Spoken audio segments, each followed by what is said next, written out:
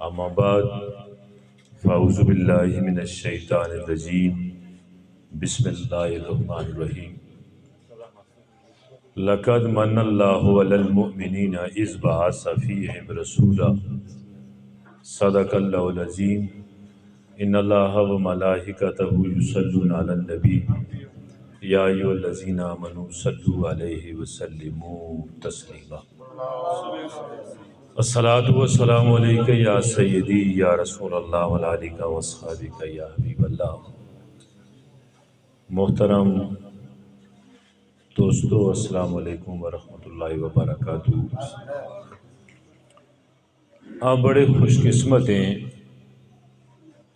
کہ خالق کائنات نے آپ دوستوں کو چن لیا ہے اپنے حبیب کبریا علیہ تحیت الثنا کی تعریف و توصیف کے لیے۔ محفلیں دنیا میں بہت ہوتی ہیں، کہاں ناچ گانے کی محفلیں ہوتی ہیں، تو یہ بڑے چونیدہ اور منتخب لوگ ہوتے ہیں جن کو خالق کائنات یہ ہمت اور توفیق عطا فرماتے ہیں کہ وہ آقا علیہ السلام کی تعریف اور آپ کے اصحاب کی تعریف اور آل بیت اطہار کی تعریف سننے کا ان کو موقع ملتا ہے۔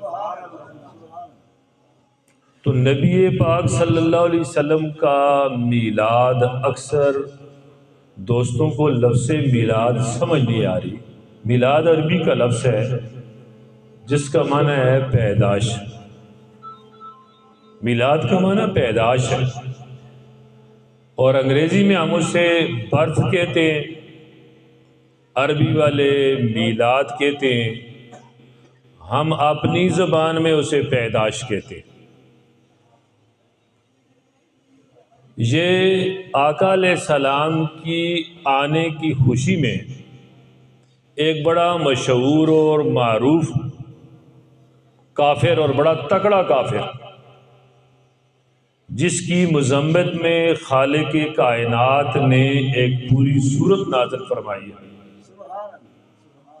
اس کی وجہ تصریح یہ ہے کہ جس وقت اللہ کے حبیب نے اعلان نبوت فرمایا تو سب سے پہلے آقا علیہ السلام نے اپنے گھر والوں کو دعوت توحید کے لیے اکٹھا کیا، جس کے اندر ابو جہل بھی تھا، ابو لہب بھی تھا، اور جملہ خاندان کے سب برگزیدہ چھوٹے بڑے سب اس کے اندر شامل تھے۔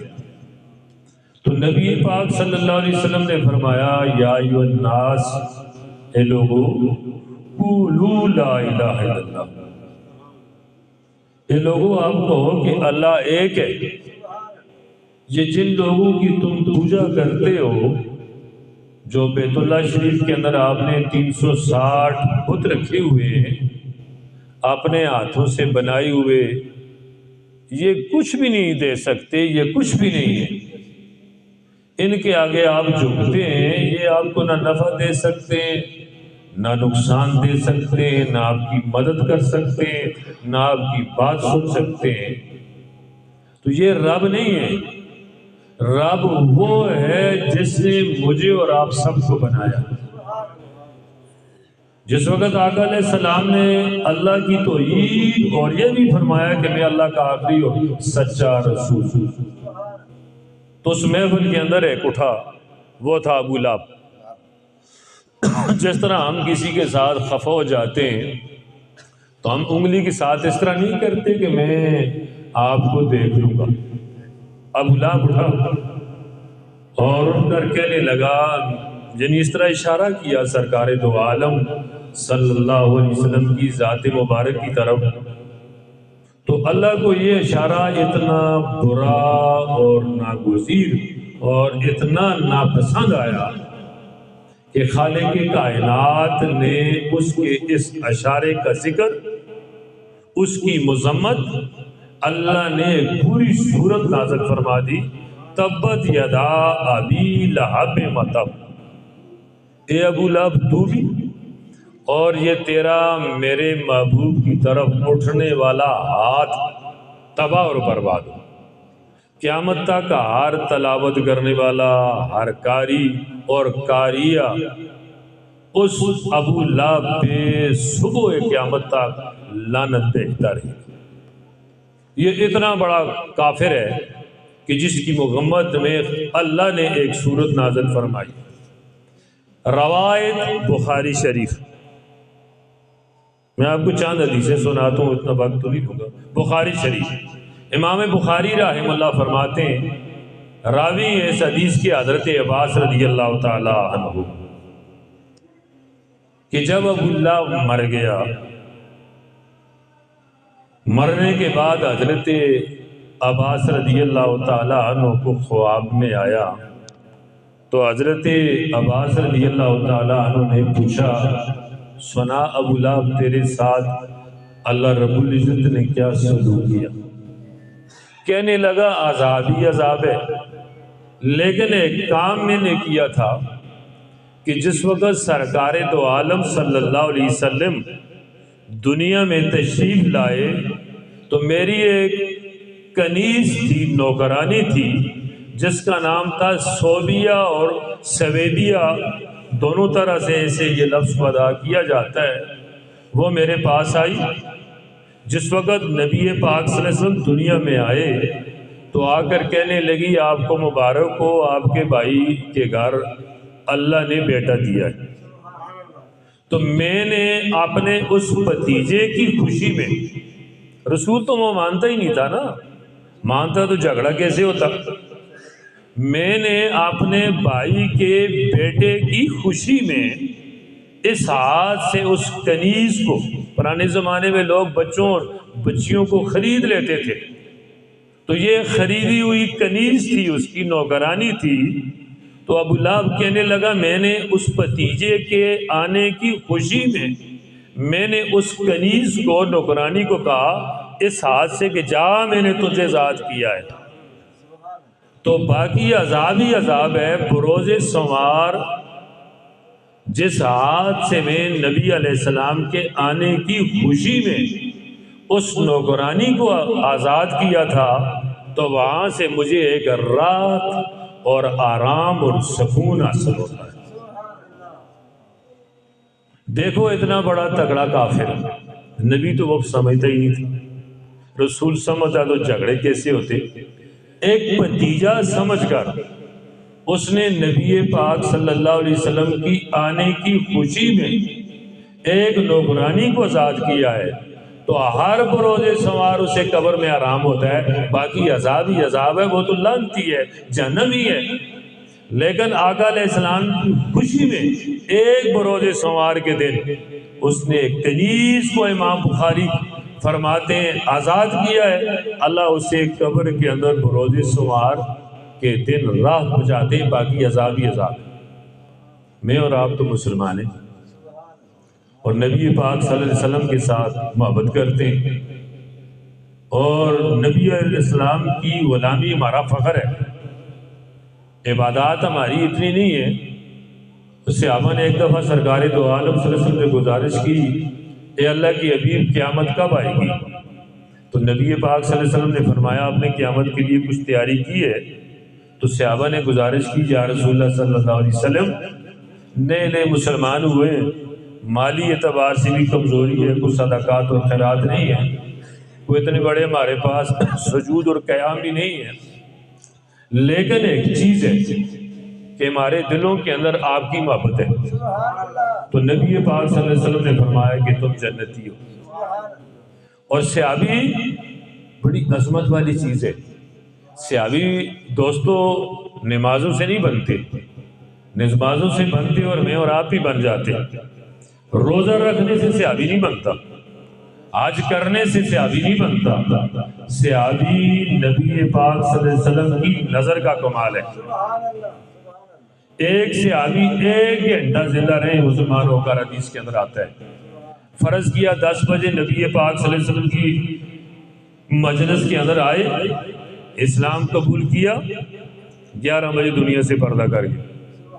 نماز ایک نہیں پڑھی کہ نماز کا ٹائم ہی نہیں، 1 گھنٹے میں نماز فرض ہی نہیں ہے، روزہ بھی نہیں رکھا کہ روزہ 1 گھنٹے میں فرض نہیں ہوتا، حج نہیں کیا، زکوٰۃ نہیں دی، صدقات نہیں ہے، کچھ نیکی نہیں ہے، ایک اتنی بڑی نیکی ہے کہ شرف حاصل ہو گیا انہیں صحابیت کا، ہو گئے سب سے اونچے، قیامت تک آنے والا ہر ولی، ہر غوث، ہر متقی، ہر اللہ کا عظیم بندہ قیامت تک اربوں کھربوں گٹھے ہو جائیں تو صحابی کے پاؤں کے ساتھ لگی ہوئی گرد و غبار کے برابر نہیں ہے۔ یہ ہے صحابی کی تعریف۔ تو اس لیے بات کر رہا تھا، ابو لہب اتنا بڑا تکڑا کافر تھا، اس نے نبی پاک صلی اللہ علیہ وسلم کے آنے کی خوشی میں اپنی نوکرانی کو آزاد کیا تو بروز سوار اسے ہر سوار کو رات نصیب ہوتی ہے، باقی اس کے لیے عذاب ہی عذاب ہے۔ تو میں اور آپ تو مسلمان ہیں، کلمہ پڑھنے والے ہیں، تو آیا اس کا بڑا اجر ہے، اور اتنا بڑا اجر ہے یہ قیامت کے اندر ہی، قبر کے اندر اس کے اجر کا پتہ چلے۔ ایک اور قرآن کی آیت میرے بس کے اندر آ گئی، جس وقت حضرت موسیٰ علیہ السلام اور حضرت نوح علیہ السلام کا، حضرت ہارون علیہ السلام کا فرعون کے جادوگروں کے ساتھ مقابلہ ہوا تھا۔ قرآن کا متن آپ کے سامنے پیش کر رہا ہوں۔ تو ایک طرف 70,000 تفسیر کے اندر آتا ہے کہ جادوگر تھے، دوسری طرف حضرت موسیٰ علیہ السلام اور ان کے بھائی حضرت ہارون علیہ السلام تھے۔ ان 70,000 جادوگروں نے ایک بات کی جس کا ذکر اللہ نے قرآن کے اندر کیا ہے۔ انہوں نے ایک ادب کا لفظ استعمال کیا رسول کے لیے، انہوں نے کہا آپ پہلے کچھ کام کرتے ہیں یا ہم کریں؟ یہ پہلے کا لفظ اللہ کو اتنا پسند آ گیا کہ وہ 70 کے 70,000 جادوگر حضرت موسیٰ علیہ السلام کے معجزات کی وجہ سے مسلمان ہو گئے، صرف ایک ادب کے لفظ سے، کہ انہوں نے ایک نبی کی، ایک رسول کی تعظیم کی ہے، انہوں نے موقع فراہم کیا کہ جناب آپ پہلے کچھ کام ہمیں دکھائیں اور اس کے بعد ہم آپ کو اپنا کچھ کام دکھاتے ہیں۔ تو اس لیے نبی کی عظمت، نبی کی تعریف جس دل کے اندر نہیں ہے وہ لاکھ نمازیں پڑھتا رہے بیکار ہیں۔ یہ منافقوں کا سربراہ عبداللہ بن ابی اور اس کا بیٹا پکا سچا صحابی رسول، اور نبی پاک صلی اللہ علیہ وسلم کے پیچھے نمازیں پڑھتا تھا، آپ کے صحابہ کی صفوں میں بھی تھا، اور امام تھے امام الانبیاء جن پہ امامت کی انتہا ہے، نبوت کی انتہا ہے، ان کے بعد لا نبی بعدی کوئی نبی نہیں ہے، ان کے پیچھے نمازیں پڑھتا تھا، اوپر سے بالکل فٹ تھا، امامہ بھی تھا عبداللہ ابن ابی کا، داڑھی تھی، جبہ بھی تھا، تسبیح تھی، روزے بھی رکھتا تھا، حدیث کے اندر آیا ہے، بہت ساری جنگوں میں بھی اس نے شرکت کی ہے، جہاد کیا ہے، سب کچھ کیا ہے، بڑے لمبے لمبے سجدے نبی پاک صلی اللہ علیہ وسلم کی معیت میں اس نے ادا کیے ہیں۔ اس کو قرآن نے کیوں کہا ہے کہ منافقوں کا سربراہ ہے؟ کس چیز کی کمی تھی؟ اس کے دل میں رب تو تھا، رب کا تو وہ قائل تھا، توحید کا انکاری تو نہیں تھا، لیکن اس کے دل کے اندر بغض رسول تھا، اس کی نمازیں بیکار ہو گئی، اس کے روزے بیکار ہو گئے، اس کا حج بیکار ہو گیا، کیوں؟ اس کا دل بغض رسول صلی اللہ علیہ وسلم سے بھرا ہوا تھا، مرنے لگا، حدیث کے اندر آتا ہے، بیٹا پکا سے ابھی تھا، آپ نے بیٹے کو کہنے لگا کہ نبی پاک صلی اللہ علیہ وسلم سے التجا کرنی ہے کہ آپ اپنا خرقہ مبارک مجھے دے دیں تاکہ میری اس جست خاکی کو سرکار دو عالم صلی اللہ علیہ وسلم کے جبہ اقدس کے اندر لپیٹ کر دفن کیا جائے۔ سمجھتا تو تھا کہ میں اندر سے کچھ اور ہوں، اوپر سے کچھ اور ہوں، مغفرت نہیں ہے۔ دوسری بات عبداللہ ابن ابی سے آپ نے بیٹے نے کی، جا کر حضور سے یہ بھی گزارش کرو کہ آپ میرا جنازہ پڑھوائیں، اس کا ذکر بھی قرآن میں ہے۔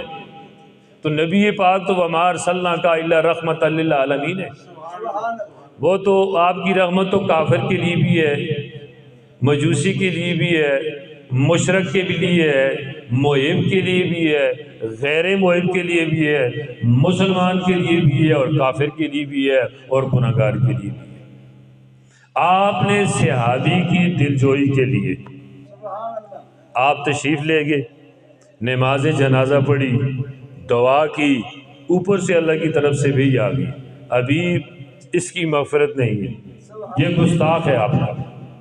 اس لیے جو رسول کا گستاخ ہے اللہ اس سے بھی معاف نہیں فرماتے۔ اس لیے میلاد منایا کرو، میلاد منانے والے کبھی شرک نہیں کرتے۔ کیوں؟ میلاد کا معنی ہے پیدائش، اللہ پیدائش سے عرفہ اور اعلیٰ ہیں، اللہ خالق پیدائش ہے۔ اللہ کی جو ذات ہے وہ تخلیق فرمانے والی ہے، وہ خالق ہے اور ہم مخلوق ہیں۔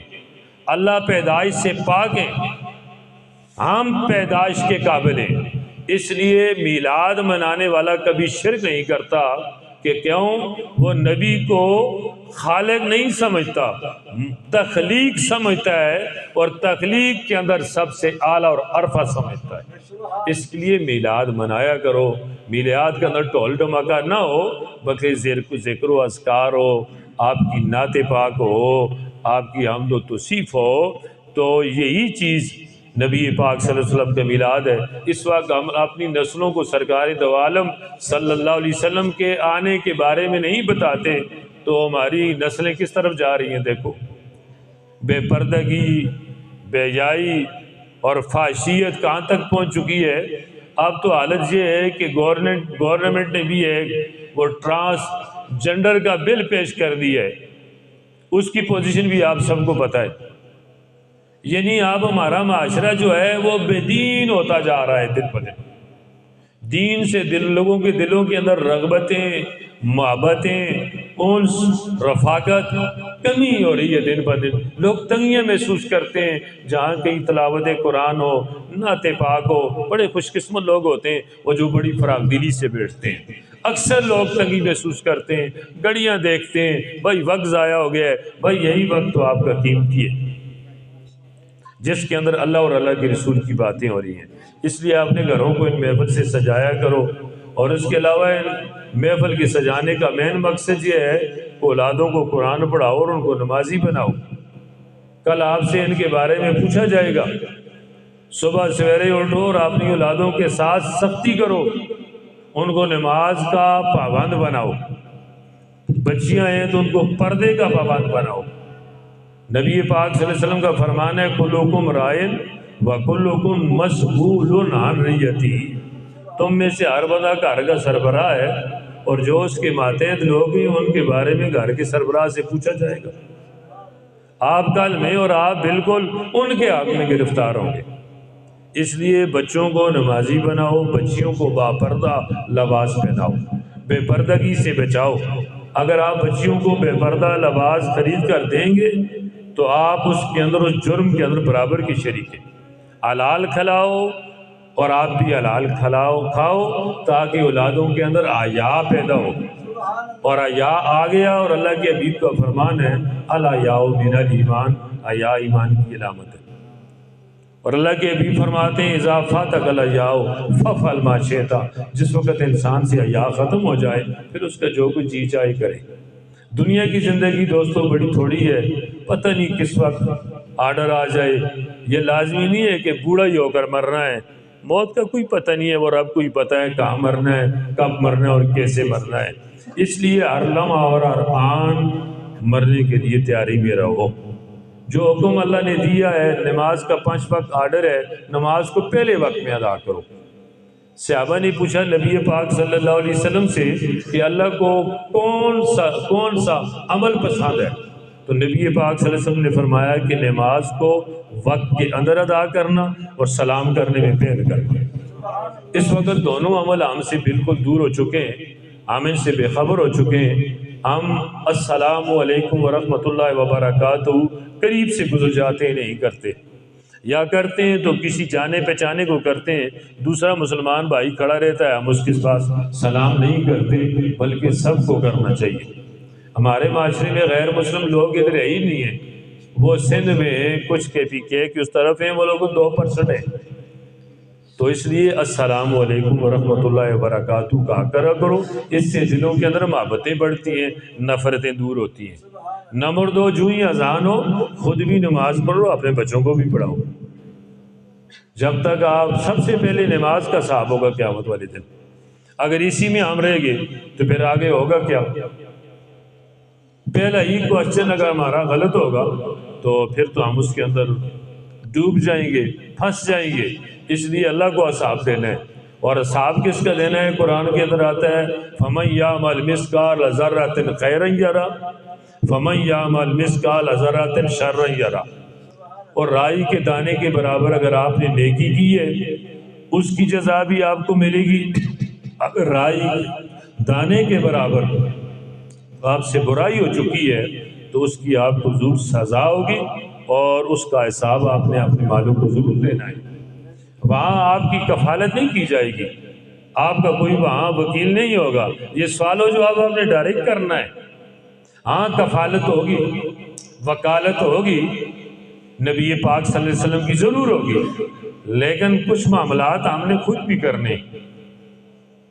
شفاعت تو انہوں نے فرمانی ہے، اور اللہ فرماتے ہیں کہ نبی پاک صلی اللہ علیہ وسلم مقام محمود پہ سر بسجود ہوں گے، تو اللہ فرمائیں گے ابھی اپنے سر کو اٹھائیں، آپ جس طرح چاہتے ہیں اسی طرح ہوگا، اور میرے اور آپ کے لیے سر بسجود ہوں گے۔ وہ تو جنتیں تقسیم کرنے والے، آپ نے صحابہ، جو صحابہ کو ہم عشرہ مبشرہ کہتے ہیں، وہ 10 صحابہ کو خوشخبری تو آپ نے دنیا میں فرمائی ہے۔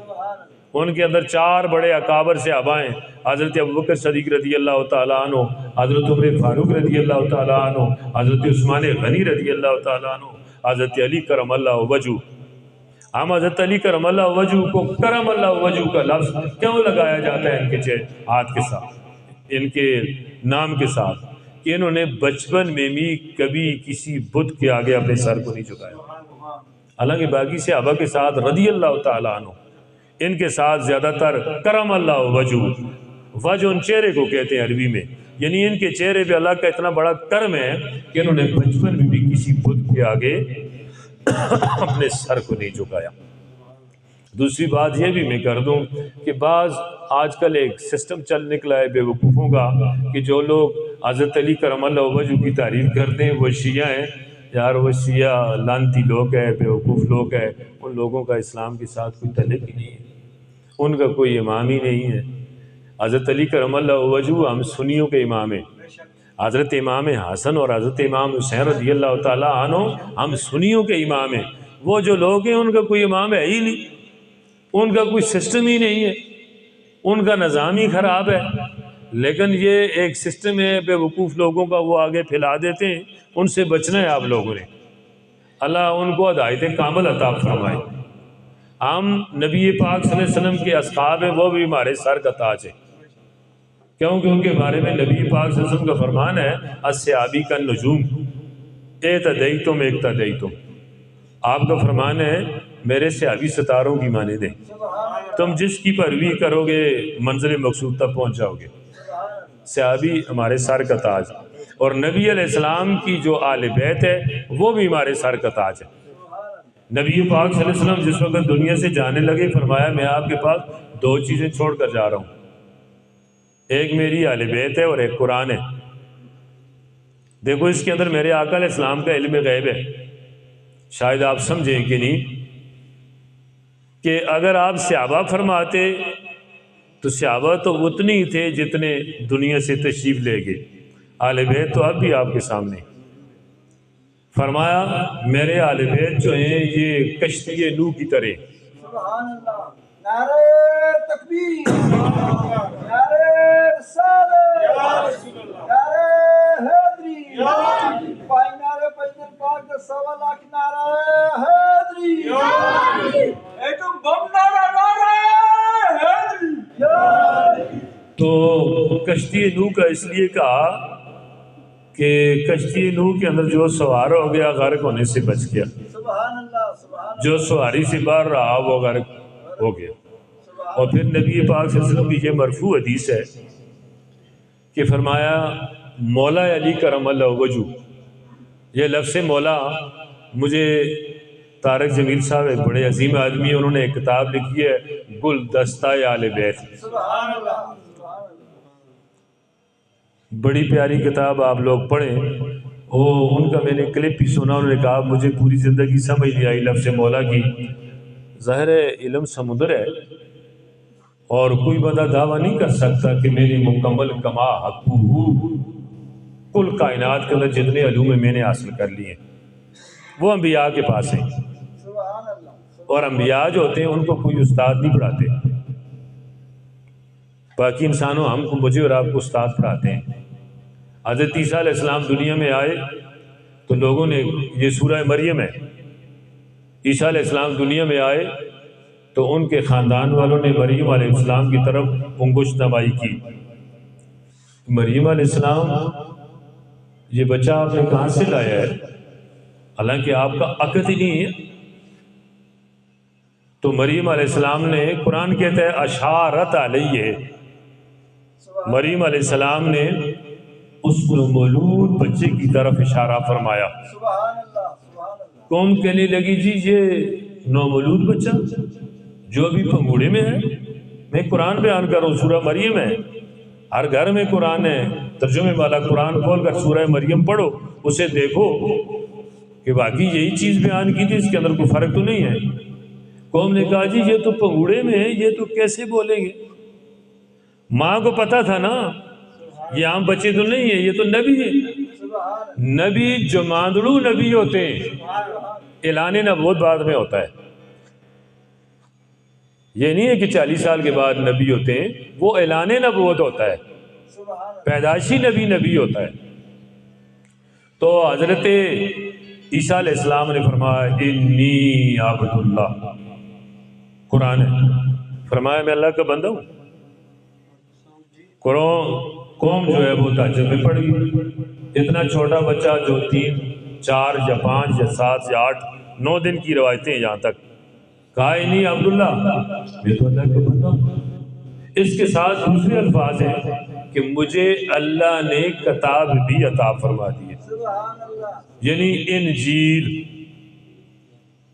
اور آگے فرمایا کہ میں اللہ کا نبی بھی ہوں۔ سبحان اب بچہ پنگوڑے میں ہے، وہ کہتا ہے انی عبداللہ، میں اللہ کا بندہ بھی ہوں، اللہ کا رسول بھی ہوں، اللہ نے مجھے کتاب بھی عطا فرمائی ہے۔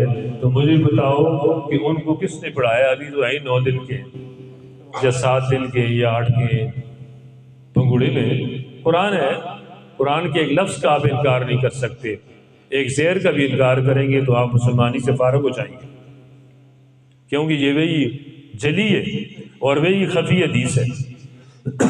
ان کو کس نے پڑھایا ہے؟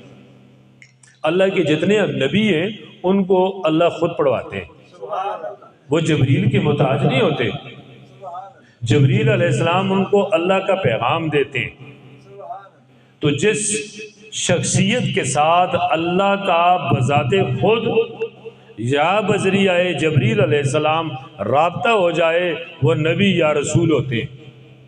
کتاب عطا کی جائے تو رسول ہو جاتے ہیں، کتاب نہ عطا ہو تو وہ نبی ہوتے ہیں۔ یہ نبی اور رسول میں یہ فرق ہے۔ اس لیے نبی جو ہوتے ہیں ان کو جماعتوں طور پہ اللہ ایجوکیشن عطا فرماتے ہیں، اور ان کا جو ایجوکیشن ہوتا ہے، تعلیم ہوتی ہے، وہ اصل ہوتی ہے۔ میری اور آپ کی تعلیم جو ہے یہ نقل والا علم ہے، اور ان کا جو علم ہے وہ اصل ہے۔ اور نبی بات جہاں سے چلی تھی کہ نبی پاک نے فرمایا کہ میری آل بیت اور قرآن ساتھ ساتھ رہیں گے، یہ جدا نہیں ہوں گے، یہ میرے آقا علیہ السلام کے علم غیب ہے۔ اللہ کے حبیب کو پتہ تھا ایک وقت آیا میرے صحابی 1,24,000 یہ کم و بیش ہیں، اتنی تھے تو دنیا سے چلے جائیں گے، آل بیت تو قیامت تک رہے گی۔ اس لیے جو اہل بیت کے ساتھ رہے گا گمراہ نہیں ہوگا، قرآن کے ساتھ رہے گا گمراہ نہیں ہوگا۔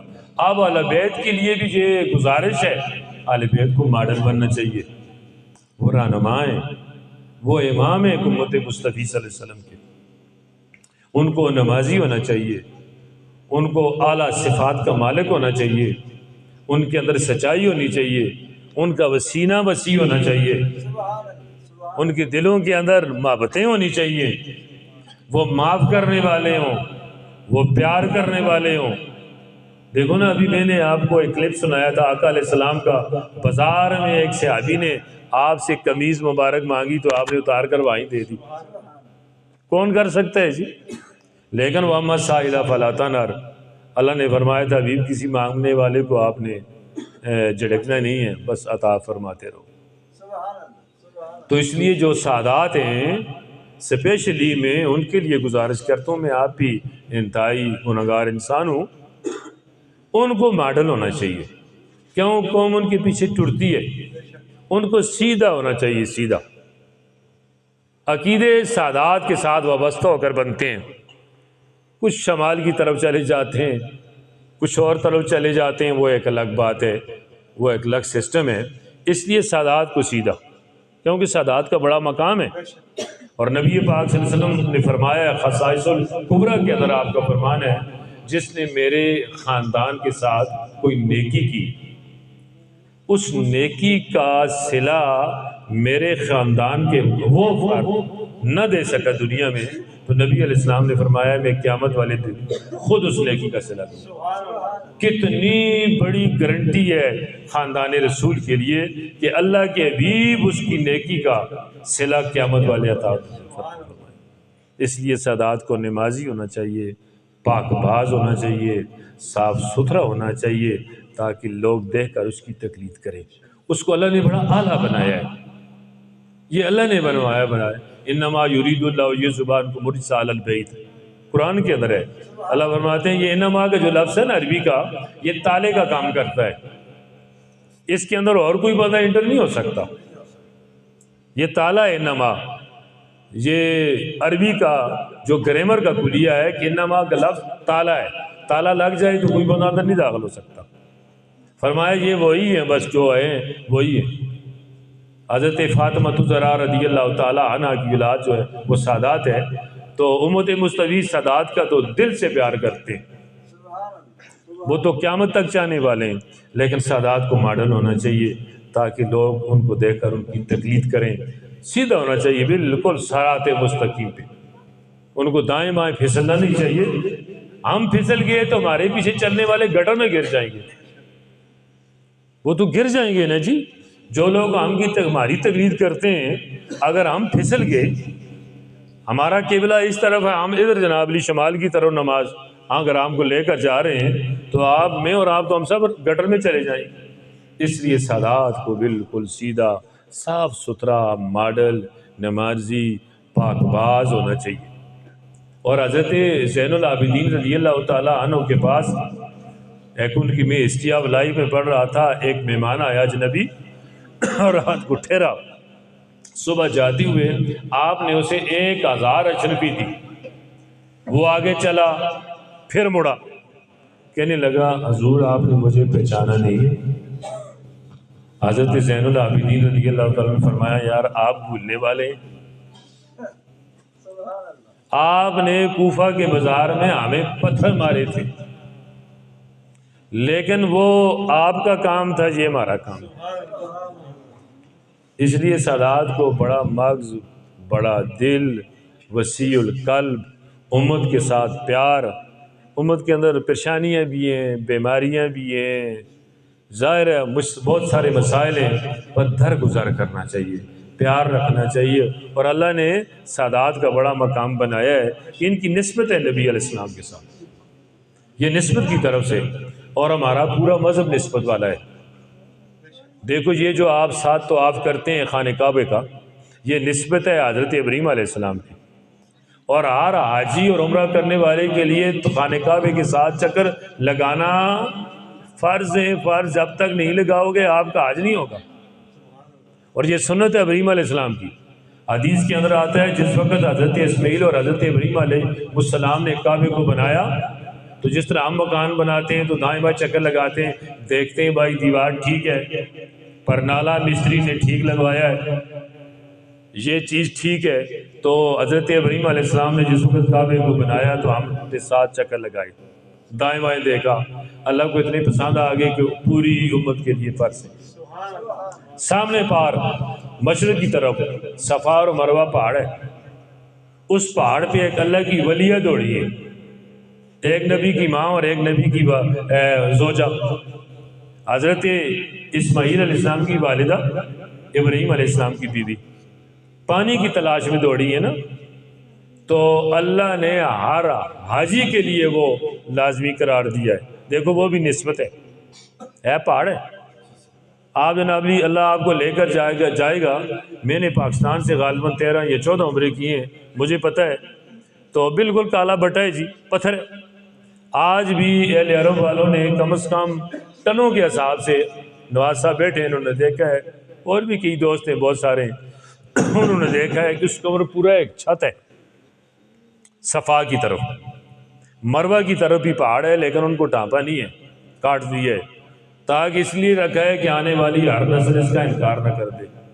وہاں سے مائی صاحب دوڑے ہیں تیزی سے، وہاں پر گرین لائٹیں اب بھی لگی ہوئی ہیں، ہر بندے کے لیے تیز دوڑنا ضروری ہے۔ وہ بھی دیکھو ایک نسبت ہے، اللہ کی سنت نہیں ہے، اللہ کی ولیہ کی سنت ہے۔ سبحان اللہ، سبحان اللہ، ماشاء اللہ۔ اس لیے جناب جی اس کے بعد میدان عرفات میں جائیں، قربانی کرنا اللہ کی سنت نہیں ہے، اللہ کے ایک مقبول بندوں کی سنت ہے، ابراہیم علیہ السلام کی سنت ہے۔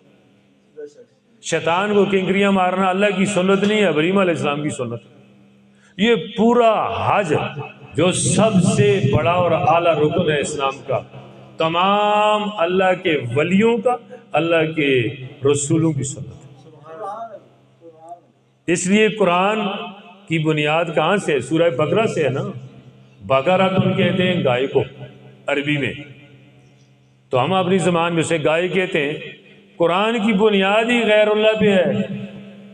سبحان اللہ۔ او بھائی بقرہ سے اللہ نے شروع کیا ہے، لیکن یہ عام گائے نہیں ہے، یہ ایک یتیم کی گائے تھی جو عرب کو پسند تھی، اللہ نے اس کے نام پر اللہ نے رکھ دیا نا۔ قرآن کی پوری صورتیں دیکھیں ہم نا، سورہ رجل، سورہ نساء عورت کو کہتے ہیں، ہے کہ نہیں؟ نساء رب تو نہیں ہے نا، اللہ کی مخلوق ہے۔ اسی طرح جناب جی سورہ قریش، سورہ ناس، سورہ فیل ہاتھی، وہ کون سا ہاتھی تھا؟ علم تری کیف فعل ربک باصحاب الفیل، فیل ہاتھی کو کہتے ہیں۔ وہ ابرا جس وقت کعبے کو ڈھانے کے لیے آیا، تباہ اور برباد کرنے کے لیے آیا، جہاں پر حج ہوتا ہے میدان عرفات میں، وہاں ہاتھی وہاں ٹھہر گئے۔ اللہ نے ابابیل بھیجے، یہ ٹیریاں جسے تم کہتے ہو، کتنے چھوٹے پرندے ہیں، تو ان کی اپنی جان کتنی ہے اور وزن کتنا اٹھاتے ہیں، آدھی شٹانگ بھی نہیں اٹھا سکتے، لیکن وہ ایٹم بم سے زیادہ کبھی تھا۔ اللہ نے فرمایا فجعلہم قاسم معقول، وہ اس طرح تھا جس طرح کھایا ہوا بھوسا۔ اللہ کو اس ہاتھی سے بھی پیار ہے۔ ایک ہاتھی تھا جو اٹھا ہی نہیں ہے، بڑا ہی نہیں ہے، اللہ نے اس کے نام پہ سورہ فیل رکھ دی۔ یہ پورا قرآن اگر آپ غور و فکر کریں نظر عمیق سے، تحقیق سے، افسوس کہ ہم قرآن پڑھتے ہی نہیں، ہم فیس بک دیکھتے ہیں، ڈائجسٹ دیکھتے ہیں، ہم قرآن کو نہیں دیکھتے جس کے اندر ہمارے لیے رحمت بھی ہے اور شفا بھی ہے اور ہمارا سب سے بڑا ہماری زندگی کا آئین ہے، ہم پڑھتے ہی نہیں اسے۔ پورے قرآن کے اندر زیادہ تر صورتوں کے نام غیر اللہ کے نام پہ ہیں۔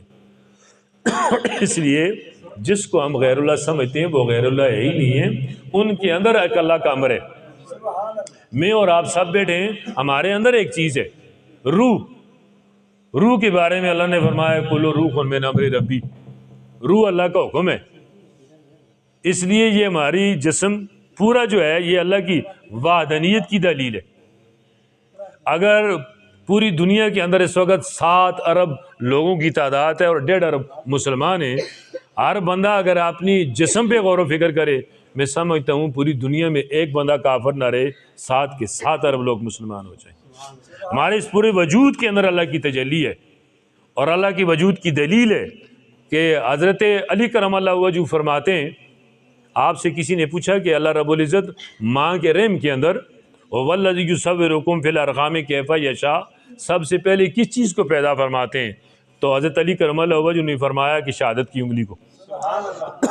یہ جو شہادت کی انگل ہے، اللہ ماں کے رحم کے اندر سب سے پہلے اس کو پیدا فرماتے ہیں، پھر اس کے ساتھ دیکھو ہمارا سر لگاتے ہیں، پہ سر کے اندر کتنی چیزیں قیمتی چیزیں اللہ نے رکھی ہوئی ہیں. اس کے اندر احساس بھی ہے, اس کے اندر سوچ بھی ہے, اس کے اندر فکر بھی ہے, اس کے اندر غور و فکر بھی ہے, اس کے اندر برین ریکارڈر بھی ہے. یعنی یہ تمام چیزوں کو محفوظ بھی رکھتا ہے. ٹوٹل اتنا وہ بھائی کو بنانے والی ذات تو ہے نا, جس نے اتنی چھوٹی چیز کو خزانہ بنا دیا ہے. پھر اس کی حفاظت کے لیے اللہ نے مکمل خول بنایا ہے کہ میرا بندہ اور مغز اللہ نے رکھا کہاں ہے؟ یہاں نہیں, ادھر رکھا ہے. میرا بندہ کہیں آگے نہ گرے اور اس کے مغز کو نقصان نہ ہو. اور اتنا پیارا رب. پھر حضرت علی کرم اللہ وجہ فرماتے ہیں اس کے ساتھ پھر اللہ آنکھیں لگاتے ہیں تاکہ میرا بندہ پوری کائنات کو دیکھے, مشاہدہ کرے. پھر سننے کے لیے 2 کان, اگر ایک میرے بندے کا کان ضائع ہو جائے دوسرا تو باقی رہے, اس سے سن سکے. آنکھیں بھی 2 لگائی ہیں, ایک لگاتے بدصورت ہو جاتے. اور اللہ نے قرآن کے اندر میری اور آپ کی تخلیق کے بارے میں فرمایا ہے خلق الانسان من احسن تقویم. اور اللہ فرماتا ہو میں نے تو انسان کو بڑا سونا بڑھایا ہے اور بڑا خوبصورت بڑھایا ہے. یہ پھر داڑیاں رکھتے کرو, اللہ نے بڑھایا ہی سونا ہے. یہ قرآن ہے.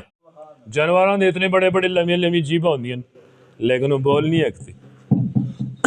گلاں کردن اپنی زبانہ بھی کردن میں اور تسی نہ سمجھتے. اور اس ٹکڑے کے اندر اللہ نے اپنا توحید اور وحدانیت اتنا بڑا اثر رکھ چھڑے ہے. میٹھی چیز تو جناب علی کنا بے باس ہو کن تو کدی نہیں دستا اس کی مٹھاس. سرا تو ملدے رہو چینی کدے سر نہیں بول سی میٹھی ہے. جو ہی زبان تان سو 10 کنسی میٹھی ہے. کڑوی چیز کو 10 کنسی کڑوی ہے. اور اسی دیکھ زبان دا شکر ادا نہ کر سکتے. پھر جناب خالق کائنات نے ایسا کو دو ہاتھ بڑھائیں 5 انگلیاں, اللہ 3 بڑھا چھوڑ دیتے. پھر اسی چیزاں کو پکڑاں کس طرح, روٹی کس طرح کھاواں, ایک کہا بہرا کس طرح کپاں, دنیا دے کام کس طرح کراں. وہ میں آتا ہے ساتھ بھی شکر ادا نہیں سکتا اپنے مالک تا.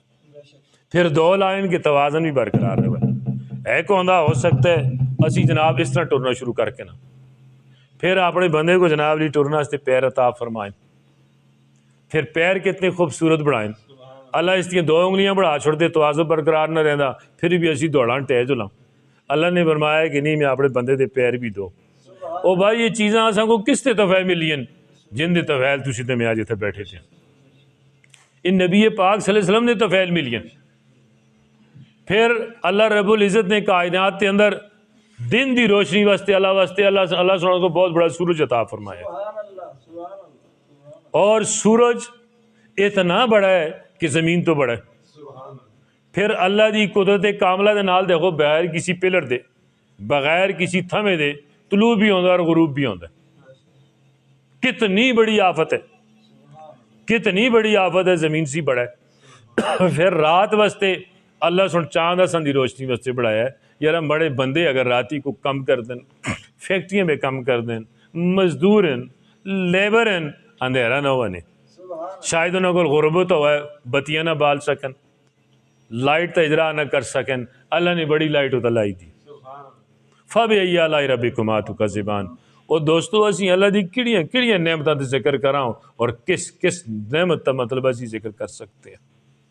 کتنیاں بڑیاں اساں کو اللہ پاک نے نعمتاں عطا فرمائیں اتنیاں بڑیاں کہ اسی اس کا شکر ادا نہ کر سکتے. اور سب سی بڑی نعمت انبیاء بھی اس نعمت واسطے اللہ کو التجامہ کر دے رہن اے اللہ نبوت واپس کر کے نو اساں کو نبی پاک صلی اللہ علیہ وسلم دی امت وچ پیدا فرما.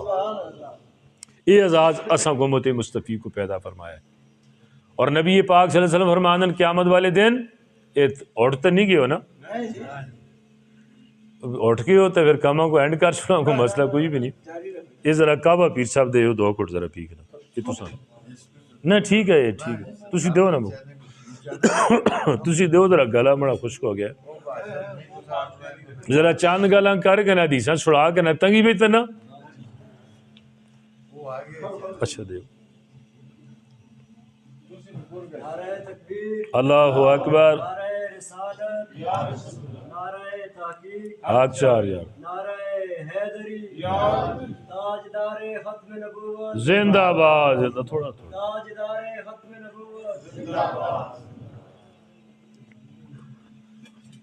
یہ اسی نعرہ جتھوں لانے ہوں تساں کو ذرا نعرے دی بنیاد دساں. غالباً صحابہ اور منافقین دی جنگ ہوگی. جنگ دے بارے میں مجھے صحیح گل یاد نہیں, میڈیا استی گلا کو ریکارڈ کر رہے جی پوری دنیا سن سی. تو ہوں اس پاسے صحابن دو پاسے منافقن, ادھر بھی نعرہ تکبیر لگ دیا, ادھر بھی نعرہ تکبیر لگ دیا. ہوں کرن کے سمجھ نہیں آتی ہوں کہ کرا. منافق بھی نعرہ تکبیر تو لانا ہے نا, جی تو پھر ایک دم کسی سے آوے آیا اور نعرہ رسالت اللہ اور رسول کوئی نہیں منتے, یہ نعرہ رسالت لگیا جناب علی تو انہوں نے جواب نہیں لایا, انہوں دا ٹیک ہو گیا. یہ نعرے آج دی نہیں لگتے, یہ نعرے بڑے پرانے لگدن, سمجھو. اس کی تے نعرے دا جواب دینا چاہیے. اسی محب آل بیت بھی ہاں, محب صحابہ بھی ہاں, تابعدار صحابہ بھی ہاں, محب صحابہ بھی ہیں اور محب آل بیت بھی ہیں. سبحان اساں کول کوئی تفریق والا کام ہے ہی نہیں, تو نہ ترکھڑیاں کول وزن کرتے رہا کہڑا بڑا کہڑا نکا ہے. سارے اساں دے سار دے تاج ہیں. اکثر مولوی بے وقوف سٹیجوں دے بہ کے آخدن وہ ادنا صحابی, وہ سنگیو صحابی کتوں ادنا ہوندا ہے. جس طرح نظر پاک مصطفیٰ صلی اللہ علیہ وسلم دی پڑھ چلے تو وہ ادنا ہوندا ہے جی.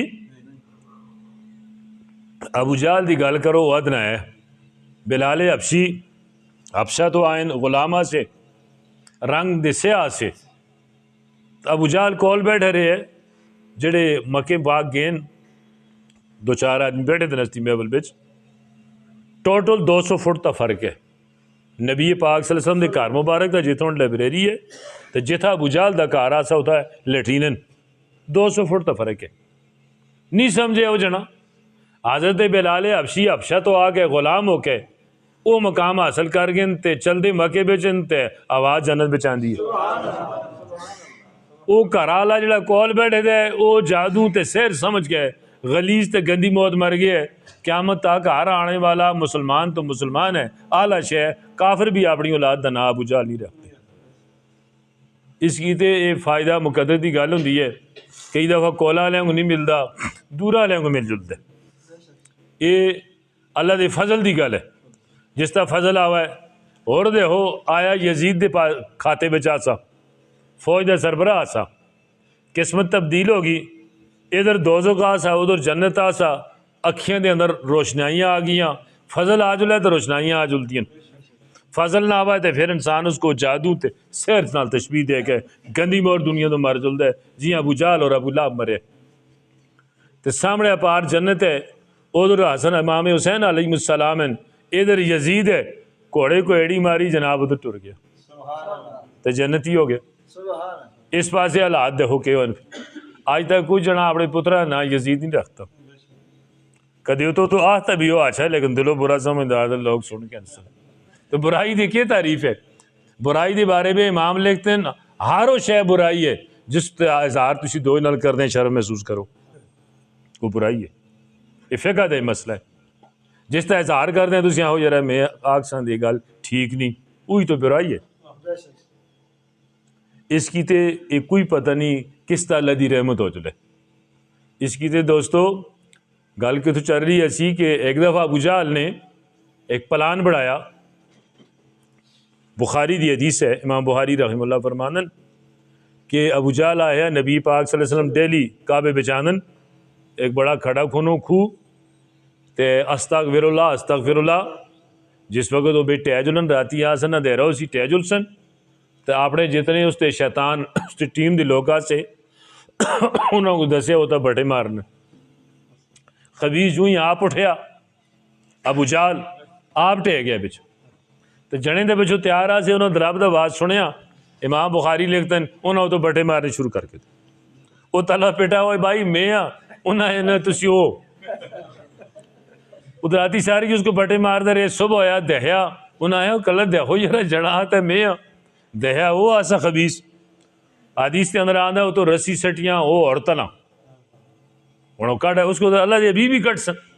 اللہ سن اپنے حبیب کی طاقت بھی دیسی ہے پر ہوتا ہے ورفان اللہ کا ذکر. اللہ اپنے حبیب دے ہر جائی بھی ذکر کو اچھا کر دن. رسیاں سٹیاں جناب یہ ابو جہل پھر تلا تلو بولیا وہ نہ آیا وہ بلاؤ انہوں کو, حضور پاک کو بلاؤ نہ کٹکتے تسی مگو. دلو اس کو بھی پتا سا اندر کوڑ ہے سچ ادھر ہی ہے جس وقت حضور پاک آئے دیکھو تے رحمت اللہ عالمین وہ ابو جہل نال بھی رحمت ہے جڑا پکا کافر ہے بے شک دشمن رسول ہے اور دشمن خدا ہے. ابو جہل سن کوئی لمحہ ضائع نہیں کیتا آقا علیہ السلام اور آپ تے منع علیہ اصحاب کو مطلب تکلیف دینا تھا ایزاما دیتی نے اس بندے سے. لیکن اللہ دی حبیب سن آد دیتا بدبخت باہر کڑیا پھر وہی گل آئی سیر ہے جادو میں کی ازلی بدبخت اس آتھا بے ٹکڑے پکڑے گیٹیاں تو فرمایا اے بڑے ہاتھا پہ کیے نبی علیہ السلام فرمایا یا رسول اللہ صلی اللہ علیہ وسلم اس طرح الفاظ ذرا کمزور استعمال کی تن اسی نہ کر رکھتے. بے شک یہ اکثر علماء وہ کمزور الفاظ کو نہیں دوڑانا چاہیے تھا. جس طرح ایک دفعہ کو الفاظ کمزور نکل جلے تو دوبارہ دوڑاؤ تو پھر کمزور ہو جلتا ہے نا. جی جی اسی ذرا ادب دے الفاظ میں کمزور آتے ہیں وہ کمزور الفاظ ابو جہل والے نہیں دوڑانے. تو وہ آنا لگے یا رسول اللہ صلی اللہ علیہ وسلم یا رسول اللہ آہتا ہی نہ سنا وہ سنتے حضور پاک صلی اللہ علیہ وسلم کو بائی نیم پکارے ہو سی لیکن میں اور آپ تسی تے نہ پکار رکھتی 1,24,000 کو زیادہ آقا علیہ السلام دی حدیثن کسی حدیث پہ تسی دیکھ کر صحابہ نے نبی علیہ السلام کو جدوں بھی پکارے یا حبیب اللہ جی یا رسول اللہ یا نبی اللہ آپ نے ذاتی نام تو کدے نہیں پکاریا. اور پورا قرآن اٹھا کے تسی دیکھ کنو الف لام سی کہن کے بعد ناس دی سین تک غالباً ہے کہ 2 دفعہ اللہ نے اپنے حبیب کو بائی نیم پکارے باقی یا ایھا النبی یا ایھا الرسول یا ایھا المزمل. سبحان نبی علیہ السلام نے چادر ٹھکی ہے تو فرمایا یا ایھا المزمل یہ چادر ٹھکنا لیو. میں اور تسی چادر ٹھکنا قرآن نہیں بنتا یہ قرآن پورا نعت ہے نبی پاک صلی اللہ علیہ وسلم. وما ارسلناک الا رحمۃ للعالمین انک شاہدا ومبشرا ونذیرا. تو گالے کر رہے ایسے ہاں کہ ابو جہل اتنا بڑا دشمن نبی پاک صلی اللہ علیہ وسلم اس واسطے بھی رحمت ہے. تو میں اور تسی نسی دے محب ہاں اسی گناہگار ضرور ہاں لیکن دل دے اندر آقا علیہ السلام کی محبت ضرور ہے. اور قبر میں سنگیو 3 سوال حسن پہلا سوال من ربو کا. تو جڑے لوگ پوری زندگی اللہ اللہ کرنا والن اللہ اودیاں ضربہ لانا والن اللہ دی گل مننا والن تو جو ہی اپنے رب دا نام سن سن تے وہ خوشی نال مچل نہ جل سن کہ ربی اللہ وہ مڑا رب تعالی جس نے تو کو بھی پیدا کیتے. دوسرا سوال ہے ماں دینوں کا وہ مذہب کیا ہے مذہب وہ دین کیا ہے تو مذہبی مشارن تے جڑا بندہ دین اسلام تک قربان دا واقسی دینی یا الاسلام اجا بھی جناب مردی دی جان نہیں چھوٹی رب دی توحید بھی ہوگی ہے دین دے بارے بھی دس چھڑے ہے اجا فرشتہ نہیں چھوڑ دو. وجہ مذہب مشارن نا مذہب تھوڑن ادیانن بے کثرت نال لیکن سچا مذہب تو اسلام ہے. مذہب وہی ٹھیک ہے جڑا نبی پاک صلی اللہ علیہ وسلم دے نال نسبت رکھتا ہے. آخری سوال اے انسان تو نبی پاک صلی اللہ علیہ وسلم دے بارے میں دنیا میں کی سوچ رکھتا ہے اس عربی دے الفاظ ہیں کہ سوچ رکھتا ہے تو جڑا نبی پاک صلی اللہ علیہ وسلم دے سنت کے مطابق زندگیاں گزارنا والا آقا علیہ السلام دے نال محبت کرنا والا انہاں دی ذات تے درود پاک پڑھنا والا اور درود پاک کثرت نال پڑھ دے کرو. اور حدیث کے اندر آندا ہے یہ وہ عبادت ہے جڑی ریاکاری نال بھی پڑھی جلا ہے اراد نہیں ہوتی. وجہ کہ اللہ دی سنت ہے ان اللہ و ملائکتہ بے شک اللہ اور اس کے فرشتے یصلون علی النبی نبی علیہ السلام دا درود دا سلام پڑھ دے. اس کے لیے درود کثرت نال پڑھ دے کرو ایک کدے رد نہیں ہوتا جڑا درود پڑھو درود ہی ہیں پڑھ دے کرو. اور علامہ اقبال کو ایک دفعہ پوچھا علامہ اقبال تسوں کو اتنا بڑا علم کس طرح آیا ہے عربی فارسی انگریزی تسی تجمی آدمی ہو. تو علامہ اقبال بڑی پیاری گل کیتی انہاں ہے جس وقت میں اپنے رسول پاک صلی اللہ علیہ وسلم تے 1,00,000 دفعہ درود پڑھے تو مغز ہی کھل گئے. اور تسی علامہ اقبال دا فلسفہ دے ہو آل ورلڈ دی یونیورسٹیاں میں پڑھایا جلتا ہے ریسرچ کیا تھا جلتا ہے ریسرچ کر کر کے سکالر تھک کے گل نہیں ختم ہوتی.